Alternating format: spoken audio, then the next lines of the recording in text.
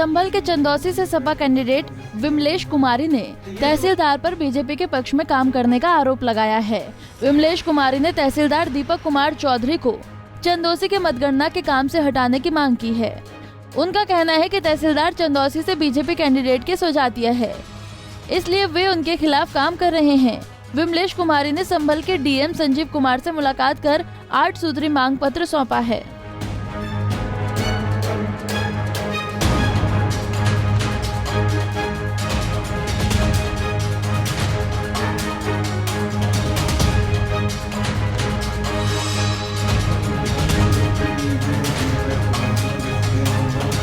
ये तो आपकी पार्टी को बुला के दिया गया होगा, सिंगल हैंड में ऐसा होता है। तो वहीं सपा कैंडिडेट विमलेश कुमारी ने काउंसिल की वीडियोग्राफी करने की मांग जिला निर्वाचन पदाधिकारी से की। उन्होंने तहसीलदार दीपक कुमार चौधरी पर बीजेपी कैंडिडेट के पक्ष में काम करने का संदेह भी जाहिर किया है।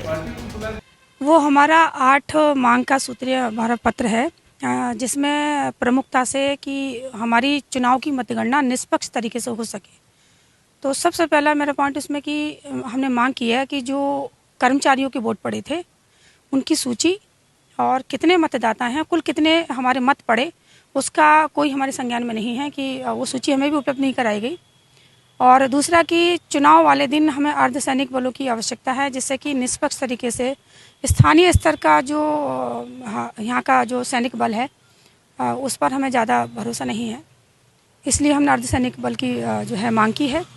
और हमारी मतगणना निष्पक्ष तरीके से हो सके, इसलिए हमने अपना व्यक्तिगत हमारा अगर डीएम साहब अनुमति दें तो वहाँ सीसीटीवी कैमरा लगाने की मैंने मांग की हुई है, क्योंकि जिस तरीके से सन 2017 के चुनाव में तोते उड़ाने की बात हुई, यहाँ से तोते उड़े, और जब इनका सुरक्षा घेरा इतना कमज़ोर हो सकता है कि एक तोते से जाली टूट सकती है, तो यहाँ जो गड़बड़ होने की संभावनाएं मुझे ज़्यादा दिखाई दे रही हैं प्रबल तरीके से।